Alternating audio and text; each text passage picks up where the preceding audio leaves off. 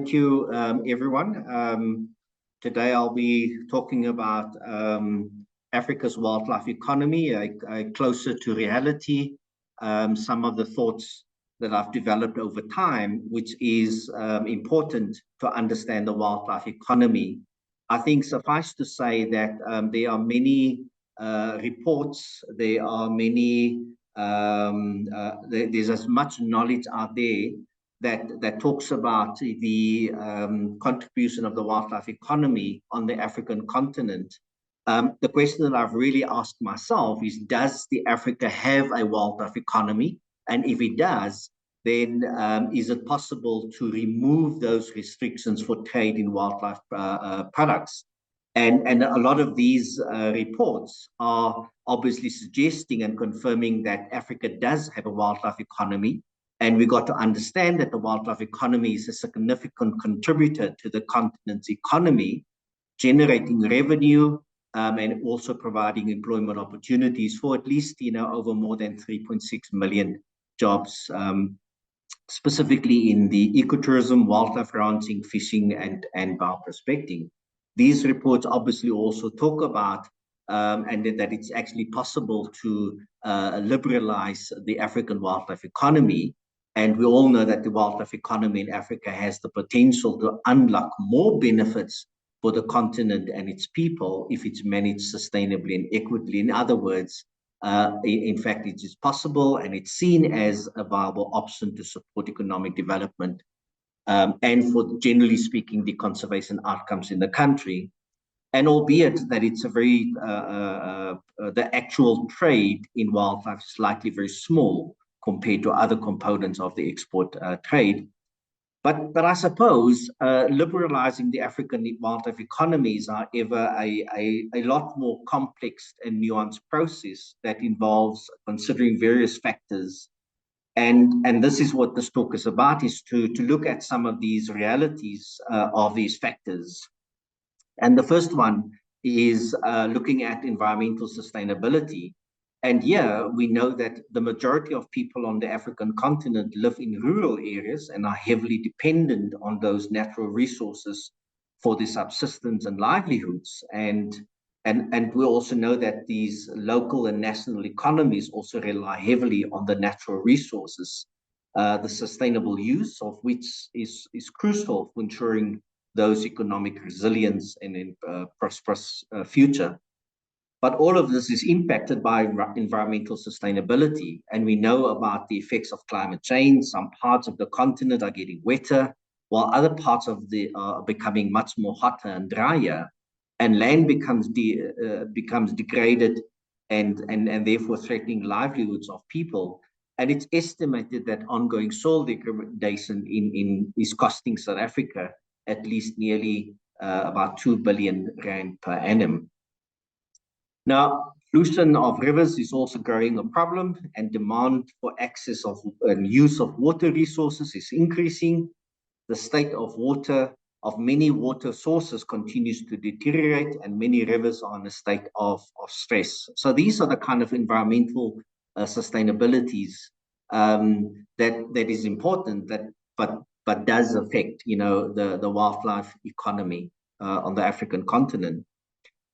Something else that I just want to highlight is a second reality is conservation efforts. And we all know that Africa is home to a diverse range of flora and fauna, which makes it an attractive destination for tourists interested in the wildlife. And in fact, in my view, the wildlife economy in Africa has led to the conservation of many endangered species.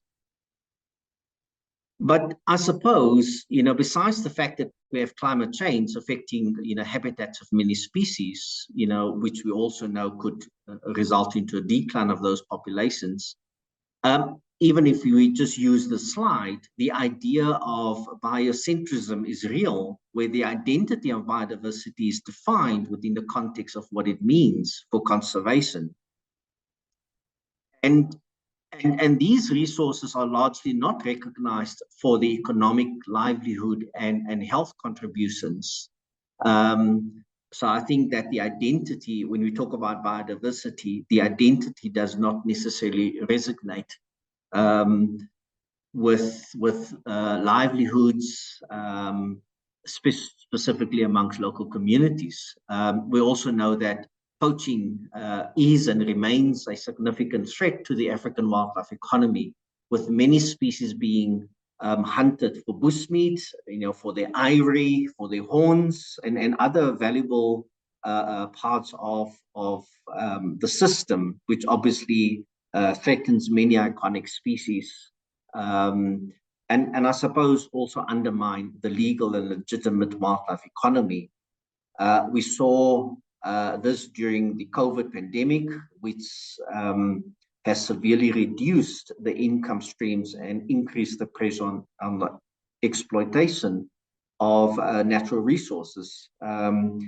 There's also competition and conflict with other land users such as agriculture, mining, infrastructure, which is often higher perceived, which often is seen with a higher return, and low risk of the wildlife economy. Let's look at another reality, which is economic development. It is important to note that African continent is vast, it's diverse, and the economic situation varies from country to country.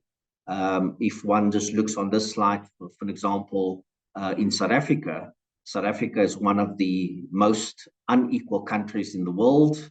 The poorest 50% of South Africans have an average net wealth of a negative 16,000 Rand, while the richest top 10% of South Africans have an average of a net wealth of 2.8 million Rand per person. Furthermore, progress on poverty reduction in South Africa has stalled in recent years. More than 50% of South African youth do not have a matric certificate. The lack of infrastructure in many parts of Africa makes it difficult to develop the wildlife economy.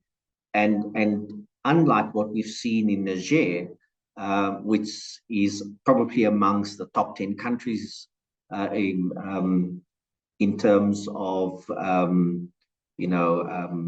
its highest economic forecast. But I suppose the political instability in some African countries could also lead to a decline in tourism and hunting activities.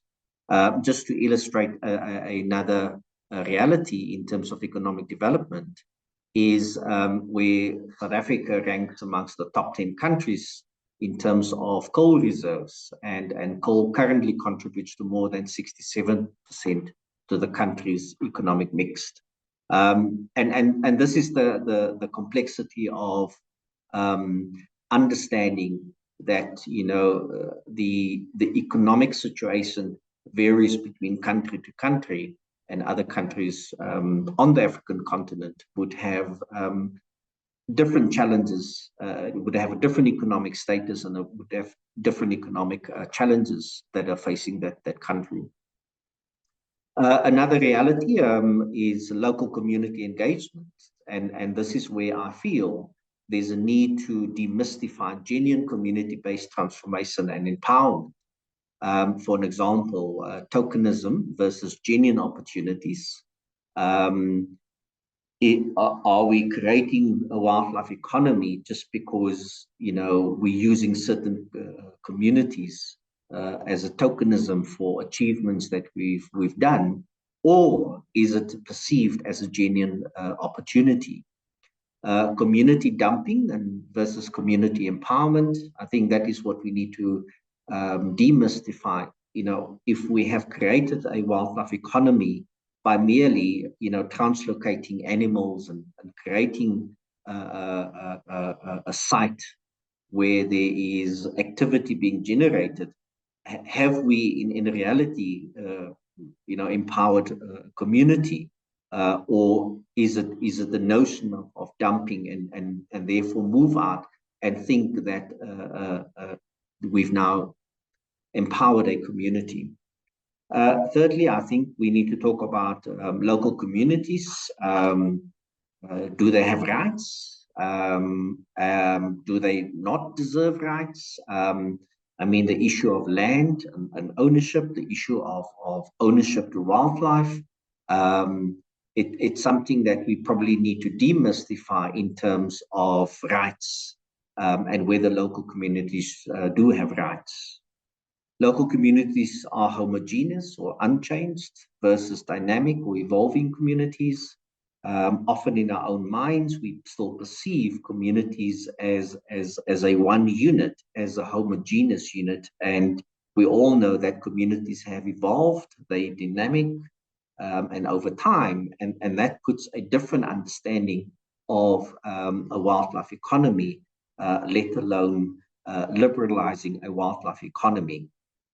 Community appeasement versus community engagement.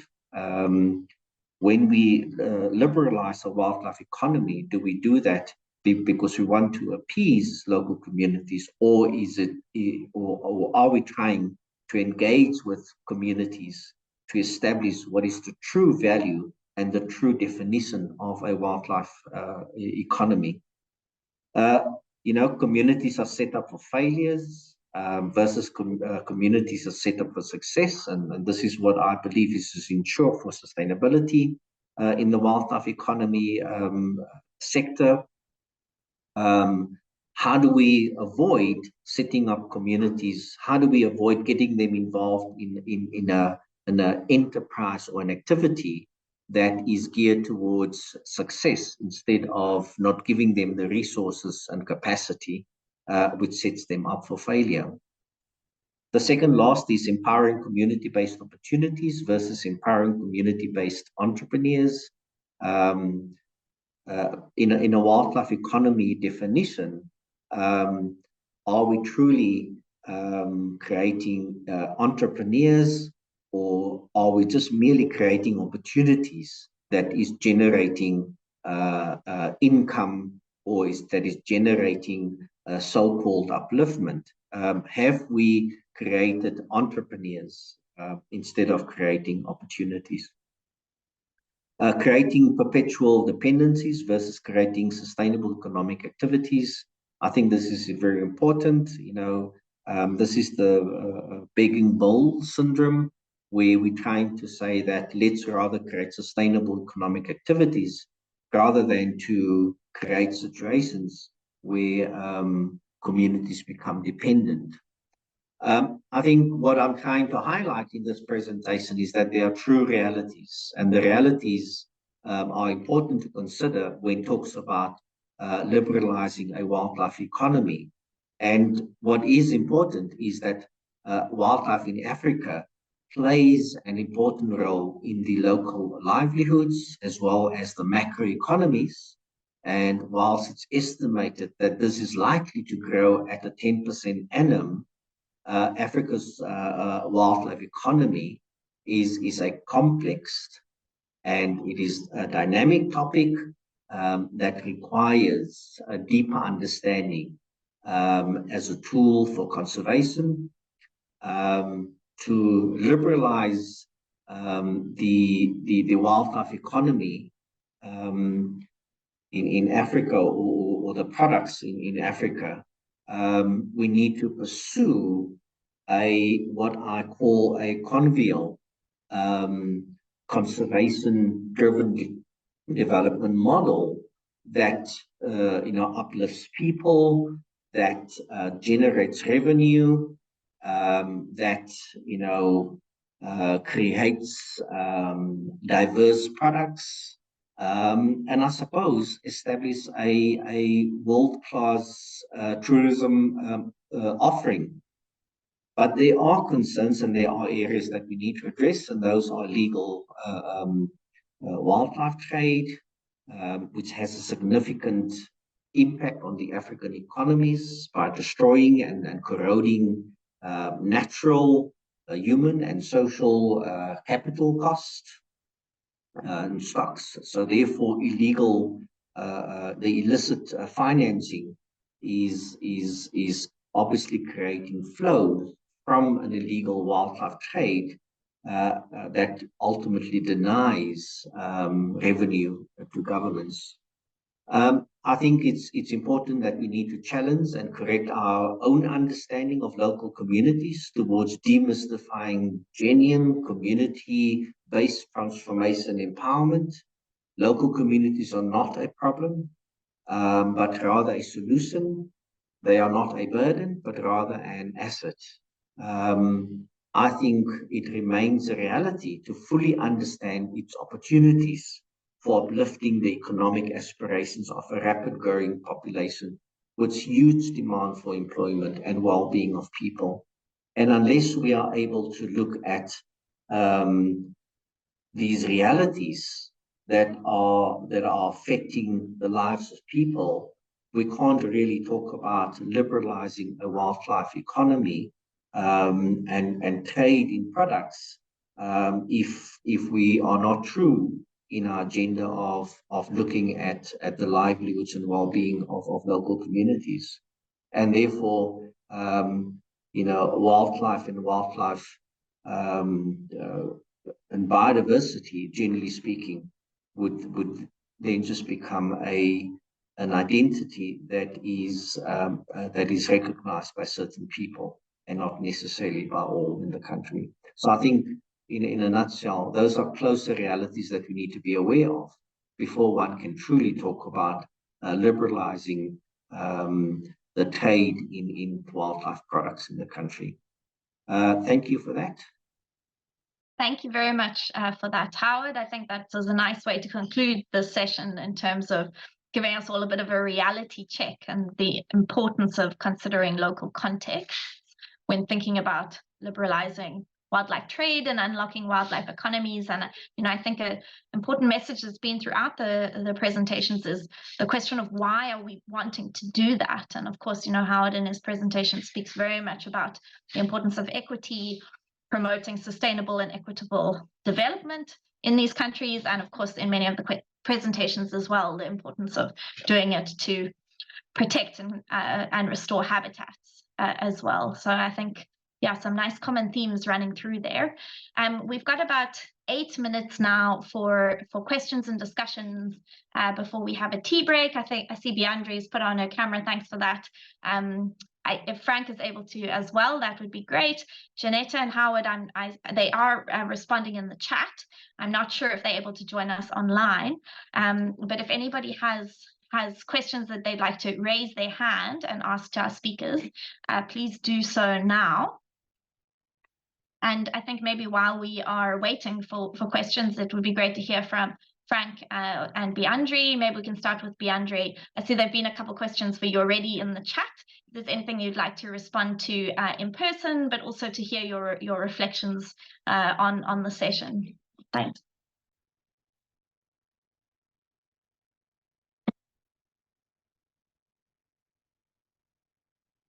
Okay, sorry, it just took a second to unmute because it seems everyone is muted until allowed to speak. Thank you very much, Heidi, for chairing this session. It's been really, really insightful from this morning early already up until now. So thank you so much, Frank, and the RWA team as well. I just want to comment on one or two questions that were asked regarding the size of trade in Africa as it stands. I can't off the top of my head come with figures, but what I can say is this is one of the problems that we have is you can generally see when wild meat is being traded, but the problem is the definition of the category. So you can see it's wild meat and it's potentially from any one of 5 or 6 or 7 different categories of meat, but there isn't much clarity. And that was why one of the suggestions that I have of really defining the harmonized system or tariff codes, HS codes, to a much more detailed level, either further, at the 7-8 digit level within Africa and harmonized across the continent of what we understand that to be. That's the type of thing that I think can really bring some clarity to the system. So I just wanted to comment on that. That was one of the questions that came up in the chat.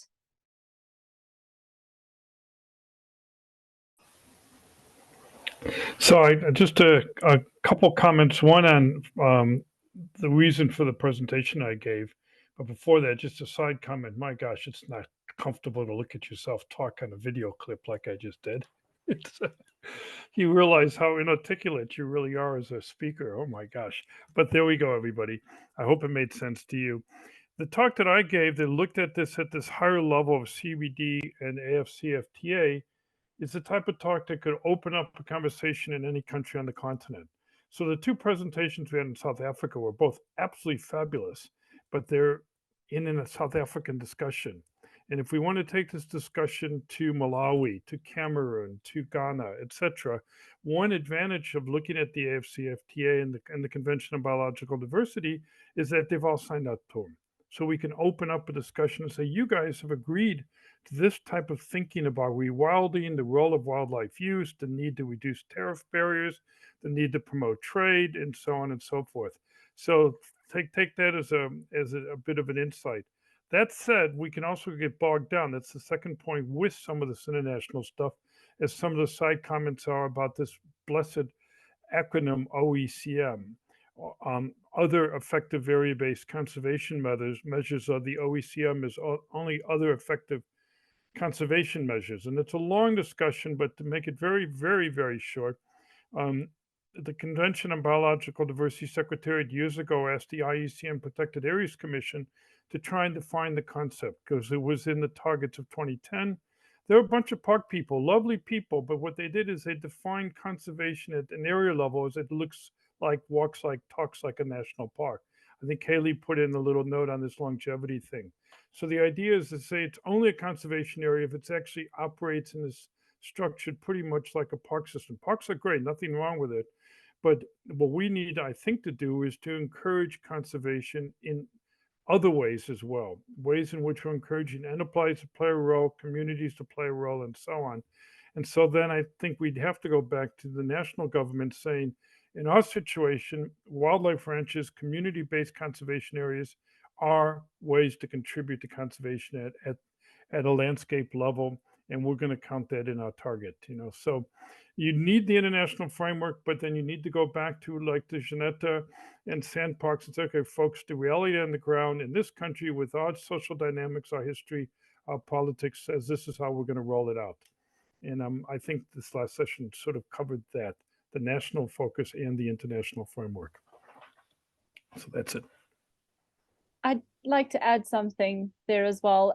Janetta mentioned in her presentation about the potential of, I suppose, progress being reversed by institutional failure. And I think that is something that is of significant concern. I mean, that's not limited really to wild meat. That's pretty much anything in trade can be severely reversed or halted by institutional failure. But that being said, I think any steps that are taken need to be taken with the view of the practicality of it. How practical is this as a step that can be taken? I mean, I've been guilty of this in the past, thinking that sometimes the flashier, the bigger suggestions and approaches and that type of thing are the more important ones. But really, it's those small steps leading up to the barrier itself and really chipping into it slowly in that way that I think has a lot of benefit for progress in the long run. And where there is institutional failure, trying your best, you have to, in at least in international trade terms, there has to be communication between private industry and government. You can't export without certain institutions being involved, certain departments being involved, be they private or governmental institutions, that is. But sometimes the smaller differences are the ones that could potentially end up making a very big change down the line. Many thanks to you both. I think that's a really nice reflection, Andrea. And I actually was curious in your own work, you identify these really kind of nice, clearly articulated next steps, ways where we can maybe chip away to unlock intra-Africa trade in wild meat a bit more. And I was just wondering, like, where do we chip? Like, has there been any kind of interest from various parties? Like, do you target that at government? Do you, like, where, we now got these nice steps, like where do we go to chip away at those barriers? Hayley, to be honest, I think that's one of the things that I struggle with the most is where do you start chipping? But I think the answer really is in two places. The one, not necessarily separately, but it's different questions that you would be asking, whether you're engaging with a department versus engaging with an industry. And but I think importantly, it is just to start having more meaningful conversations, as opposed to presenting what you've found in the way that I've done today, and rather asking, okay, this is what I found from that. What further questions can we ask to get to an actionable set of documents or strategies or whatever it might be. Thanks very much, Andrea. I think that's a nice place to conclude.